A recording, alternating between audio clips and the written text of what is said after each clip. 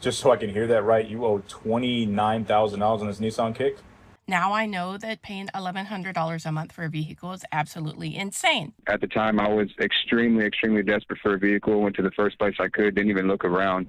Have you noticed all the dumbest financial decisions always seem to show up again later? That's what a bad car loan does. You think it's manageable until it resurfaces down the road and throws everything off. Calling a customer on a 2018 Nissan Kick. He's leaving the country. He owes almost $30,000 on his car. Let's give him a call. Hello? Hey, what's up, brother? How are you? This is Yusuf from Charlotte Auto Center. Hey, Yusuf, how are you? I'm doing good. I'm doing good. I got your inquiry that you're trying to trade in or sell your 2018 Nissan Kick. Yes, sir. I'm Awesome. trying to sell this 2018 Nissan Kicks. I owe about $29,000 on it still, so I know you can help me out. I've seen your stuff. How do you even end up owing $30,000 on Nissan Kicks? That's probably more than it costs to buy one brand new. I haven't seen the full clip yet, but there's only a couple reasons why you get into a hole that deep. Bad credit, high interest, or negative equity rolled in from a previous car, which we see all the time. It adds up fast and most people don't realize it until it's too late. It's some great stuff, so I thought I'd reach out to you. I appreciate that. Just so I can hear that right, you owe $29,000 on this Nissan Kick? Yeah, I still owe $29,000 on it. I got it during COVID, and I'm assuming, did you roll over a trade on it? yeah, that's the case. Is it a SSR SV? I got your It is an SV. It has 83,000 miles on it. 83,000. And I heard you're leaving out the country. Yes, sir. I will be leaving the country soon, so I'm really trying to figure this out as soon as possible.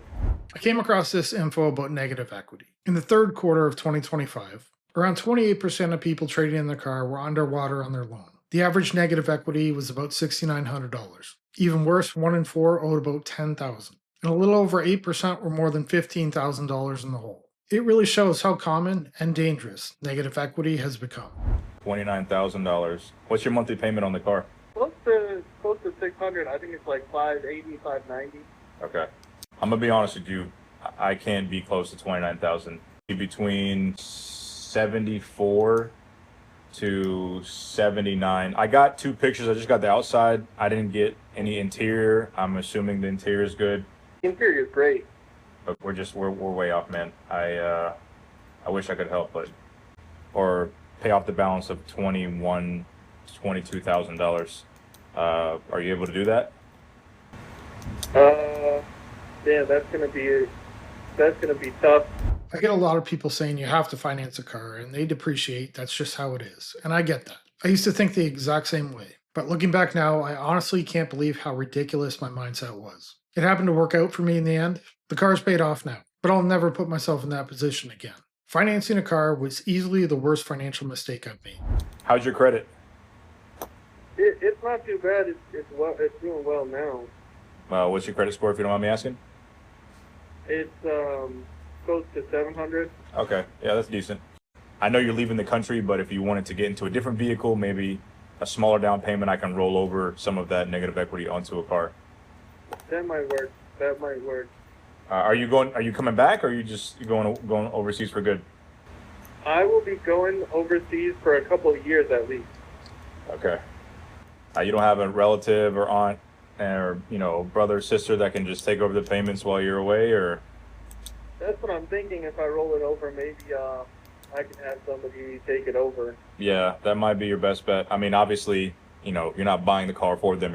You're buying it for you, but. Right, exactly. Yeah. So it'll be something that hopefully I can take over when I come back in a couple of years. Exactly.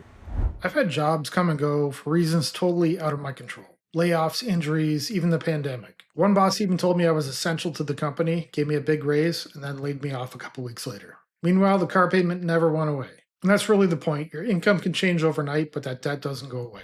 I can't believe this. So this weekend I had my vehicle appraised. I owe a little over $57,000 and I pay $1,100 a month. And when I purchased this vehicle, I paid over I don't know, 72, 73,000, maybe even 78. We put 10,000 down.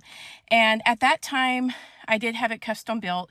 At that time, we were in a different financial state. So that's why I purchased it. It's always affordable until it's not. I used to think that way too, especially when I had a higher income job. I'd look at my paycheck and think I've got plenty coming in. I'll have no problem making the payments. So I upgraded things and spent money I shouldn't have. And the crazy part, I was saving money while racking up debt at the same time. Looking back, it made absolutely no sense.